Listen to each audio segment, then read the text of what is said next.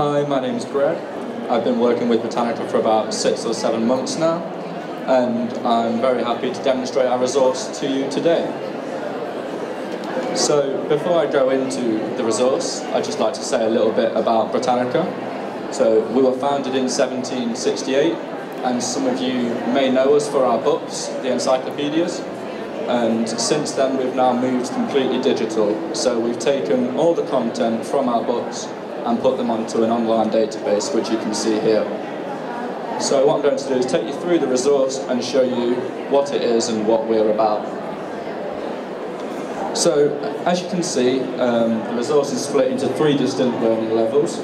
So the elementary for ages 5 to 10, middle for ages 11 to 15, and high for ages 16 plus. So first of all, I'm going to take us into the elementary homepage. So straight away, as you can see, this is a very colourful resource. It's all about being eye-catching for younger students and making them want to click into it and learn more about what we're telling them. So we have a changing interactive board that is changed daily with all types of useful information and very colourful imagery. So if we go into the Animal Kingdom section, I really enjoy this part of the resource, and I wish that I had it when I was at primary school, because I just think it's really interesting. So a teacher could say to a class, I'd like you to do me a project on animals that live in forests. So what we can do is we can click on forest just here, and this brings us up with a list of all the animals that are going to live in forests. So if we click on one of these, this takes us into the article itself. So as you can see, the information is really nicely and clearly chunked, so it's not overwhelming for younger users, because I don't know about you guys, but if I was 4, I wouldn't want to read a 5,000 word essay. So this is really useful for the younger students. So we can easily click through and get more information each time. As well as this, we have a text-to-speech function. So by playing this is reading it aloud and highlighting where we are as well.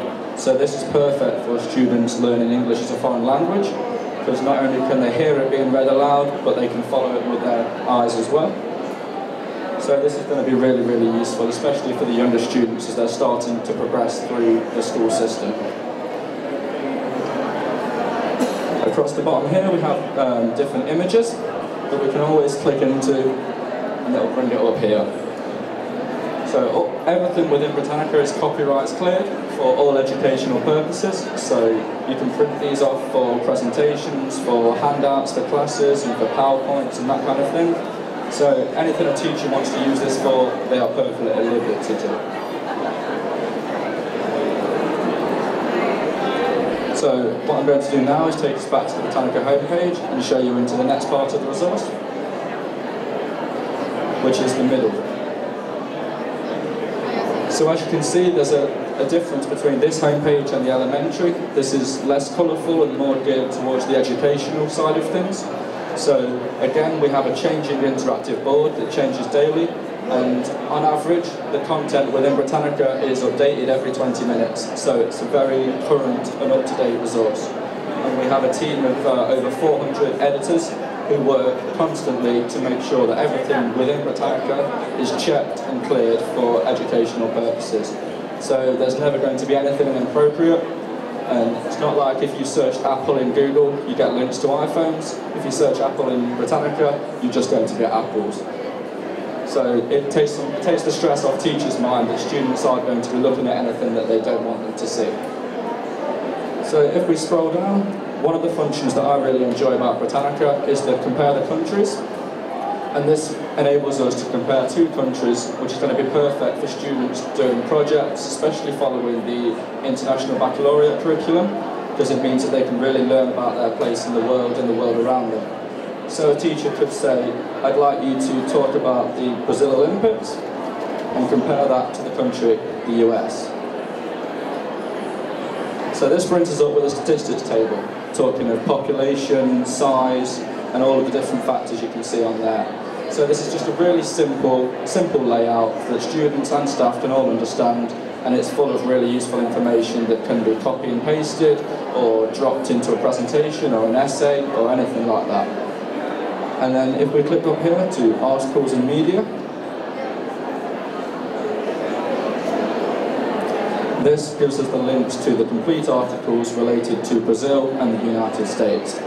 So if we were to click on here,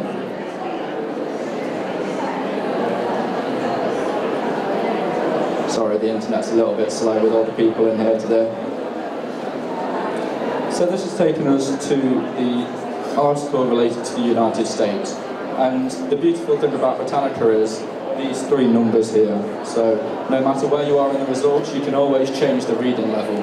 So if this is maybe a bit difficult for a younger student, we can click down to level 1.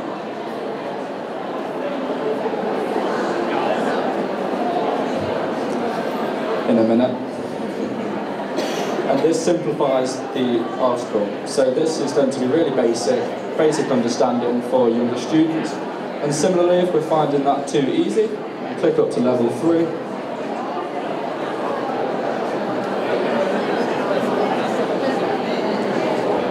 And at some point we will have the complete article. There we go. So this gives the ability for teachers to tell students to search for something within Britannica, and no matter what reading level they are working at, they can always find something that suits them.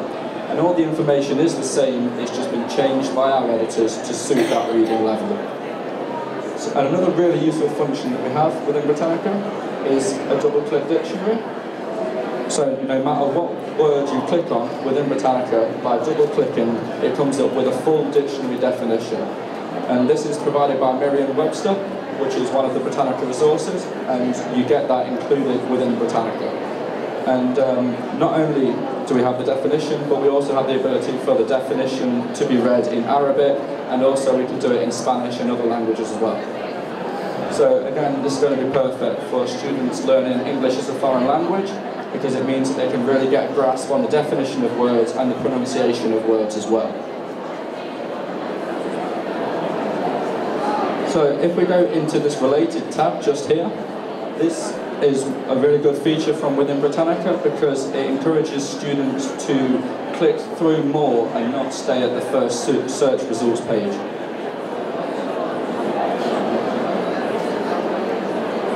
So all these articles that are being brought up here are articles that our editors have chosen that relate to the United States. So you have an article on Martin Luther King, an article on Ernest Hemingway, and etc. So this is all about doing really thorough, in-depth research and not just using the first link that you find. So as well as these related tabs, we also have what we call Web's Best Sites. And these are sites that sit outside of Britannica. So by clicking these, you'll be taken to a new web page. And once again, these have all been checked by our team of editors. So there's never going to be anything inappropriate for your younger students. And if we click on one of these, this will take us directly to that website. So again, it's all about furthering that research and furthering that knowledge, and not just using the Britannica resource, but using everything else that's out there on the internet as well.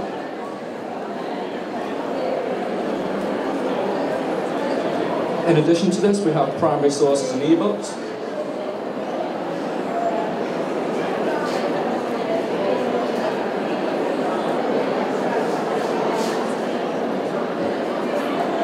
Which once again are ebooks that come from outside of Britannica, written by accredited sources, and we can click into one of these and we have the full ebook in front of us here. So as you can see, it's a long document, and I'm not going to bore you by scrolling through it all, but you can see that this will be an incredibly useful resource for students as they progress through the school system, because as I said, it's encouraging them to want to learn more, and it's encouraging them to click through. The double dictionary is not present within the ebooks, but that's just because they are provided to us by somebody else, so we don't have the ability to do that. So if I go back to the previous page, and back to the middle school homepage, I can also show you a few of the things that we have. So as I mentioned, that Britannica is updated daily, and on average it's every 20 minutes. So down the bottom here you can see new and revised articles. So these are articles that our editors have chosen to update because maybe a Prime Minister of a country has changed or a big news event has suddenly happened. So you can always rely on Britannica to be current and critical as well. So there's never going to be anything biased or anything like that within our resource. So I'm now going to show you to the high school homepage. So this is going to be for your students ages 16 plus. So this is going to be perfect for sixth form, A-levels, upper sixth, and even progressing to university as well. And I know personally that I use this next homepage when writing my dissertation at university. So as you can see, it has similarities with the middle school homepage. And what I really like about this is this bit down the bottom here, the news from the New York Times. So this is incredibly current and updated daily as well. So these are things that have happened today or yesterday or this morning that we think students need to know about. So by clicking these, they will be taken to the New York Times and they can read that article there. So what I'm going to do now is do an article search.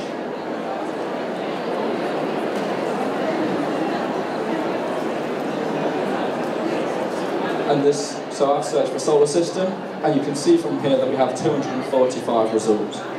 So all of these articles, images and videos are all related to our search term. So if we go into this first result here, we have the article.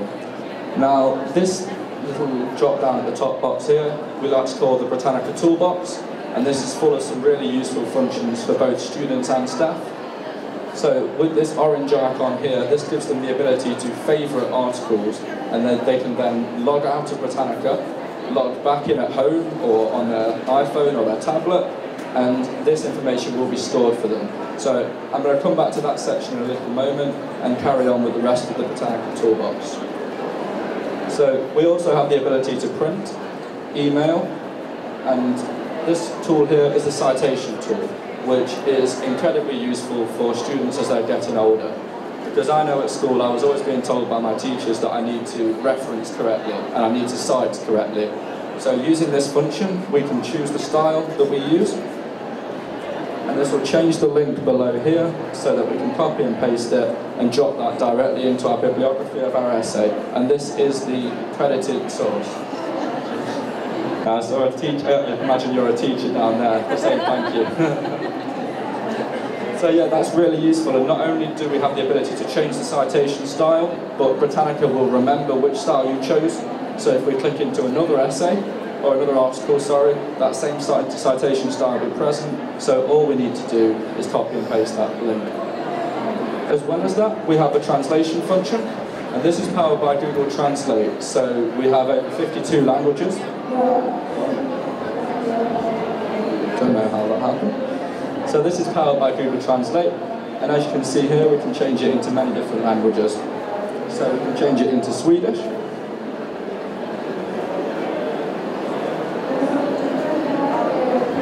And so, although this is never going to be perfect because it is powered by Google, it is going to give the students a chance to have a look at what it says in their own language and really get a grasp of the understanding.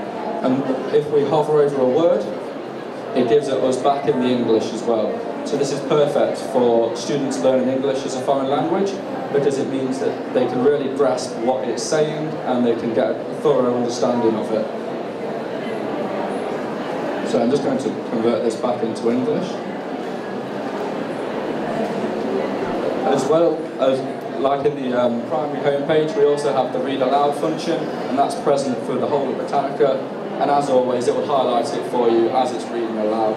And I am aware there's no sound at the moment, but this is read in the Queen's English as well, which means the pronunciation is going to be what students want to learn, what they want to aim for. So as well as that, we've just got font sizes as well, which is going to be perfect for students with visual impairment and dyslexia and things like that, because it means that they can make it much clearer by simply making the font size bigger. So now I'm going to talk a little bit more about the My Britannica area up at the top here. So you remember the little orange star that we spoke about, the favourite function? When we favourite something, this is where it's going to go.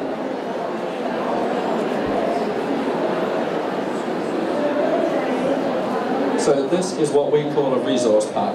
And a resource pack is information that we've taken from within Britannica and combined and given a title, and so we can go back to this at a later date. So this is obviously our solar systems research pack, and we can see from the top here that it contains 2 articles, 1 image and 1 document.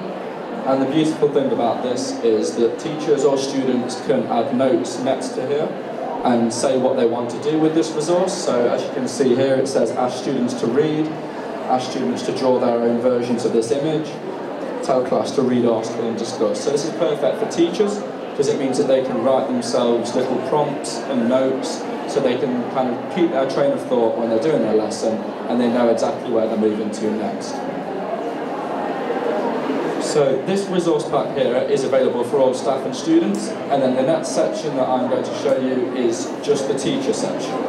So by converting this to a lesson plan, this enables teachers to fully make a lesson plan out of that resource pack. So by going through these different drop downs, we can put it into certain categories, whether it be science or history. We can note down the objectives that we want to achieve throughout that lesson, and the procedures, so the way we're going to do that, and any additional information that we require. And there's 2 things that we can do at the bottom here. You can see we have save lesson plan and save and publish plan. So by saving the lesson plan, this is going to save it to your own area, so you can log off and log back on at home and come back to that, and that will always be there. And the save and publish means that you can share this lesson plan with other teachers. So if maybe you're under a lot of stress as a teacher, you're under a lot of pressure, you've got a lesson that you need to plan really quick, you can go into Britannica and pull off a lesson plan that another teacher has created. So it's all about sharing knowledge between teachers and making their life much easier. That's what we want to do. So I'm now going to show you our sister resource to Britannica. So whereas this is Britannica School, the next resource I'm going to show you is ImageQuest.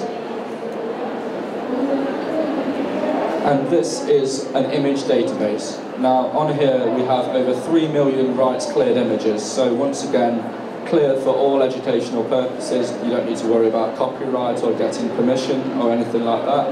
Everything in here is cleared for teachers to use. So if I do a search, you can really get a scope for the amount of images we have here. As you can see, we've got 12,557 images just relating to coral. So all of these images are going to be of the highest quality that we can get hold of, and they are all given to us by notable collections. And some of these include Getty Images, National History Museum, Chicago History Museum, National Geographic, and many more. So if we click onto one of these images, as you can see, we are always given a short caption. So no matter what the image is, there's always going to be a sentence that tells us what this is and what this image is saying. Once again, we have the ability to cite, which is really important, because I was speaking to a teacher the other day who was saying that their students are really good at citing articles and essays, but they always forget to cite pictures. So, and if this is going to be an essay that you are planning to hand in for kind of A-levels or dissertation, this is the kind of thing you'd be marked down on if, images aren't cited. So once again, we can change the style and copy the link accordingly. We can add it to My Images, which is similar to the favourite function in Britannica. So we can save it and log out and come back in elsewhere, and those images will still be saved. As well as this, we can download these images as a JPEG, which means you don't even need internet connection to get hold of them. They'll just be downloaded onto your own computer, so you can use them whenever you want. And then we have email and print as well. So those are both fairly self-explanatory. And just to give you a scope for the quality of the images, you can see here that they are all very good quality and high resolution. And the only slight mark that makes you realise you've got it from Britannica is a watermark in the top corner up here, which as you can see is hardly noticeable at all. So it's not like when you Google an image and you have a massive banner across it that says Getty Images or National Geographic. This gives you the ability to use any picture from Britannica in a presentation, on a poster, anything like that, and it won't be ruined by some form of copywriting. So I'm just going to leave you now with the list of our collections, just so you can get a scope of how many we have. So all of these collections are what we have within Britannica Image Quest. So I'm sure you'll see some you recognise as I scroll down the list. And yeah, that's all I have to say to you today. So thank you very much for taking the time to listen.